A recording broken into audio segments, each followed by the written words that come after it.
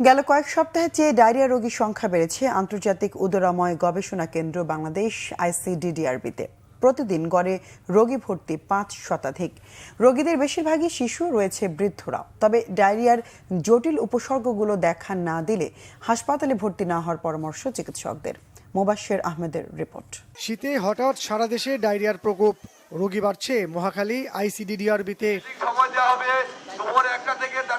অতিরিক্ত চাপে মাইকিং করে নিয়ন্ত্রণ করতে হচ্ছে রোগীর সিরিয়াল। ভর্তি সংক্রান্ত আনুষ্ঠানিকতায় হিমশিম অবস্থা হাসপাতাল সংশ্লিষ্টদের। কানায় কানায় ভর্তি হাসপাতাল ও জরুরি বিভাগের প্রায় সবকটি বেড। ঢাকার বাইরের রোগী বেশি। গতকাল 2টার দিক দিয়ে এখানে এসে পৌঁছেছি। আমাদের বাড়ি হলো জামালপুর। 6-7 দিন হয়ে গেছে, এখনো ভালো হচ্ছে না।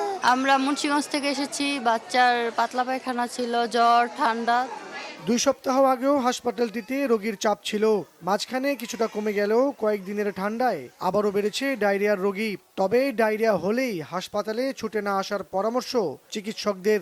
বাচ্চা যদি অনেক বেশি বমি করে, বাচ্চা নেতিয়ে পড়েছে, ঘাড় শক্ত করে রাখতে পারছে না, বাচ্চাকে মানে কোনোভাবেই আপনি সজাগ করতে পারছেন না, ঘুম ঘুম ভাব, তারপর বাচ্চার মারাত্মক জ্বর এসেছে এবং জ্বর কমছে না, অনেক সময় এই জ্বরের সাথে খিঁচুনিও হতে পারে, তারপরে যেমন পায়খানার সাথে রক্ত যাচ্ছে, এই লক্ষণগুলো যদি হয় তখন আসলে ডাক্তারের পরামর্শ দরকার, হাসপাতালে নিয়ে আসা দরকার।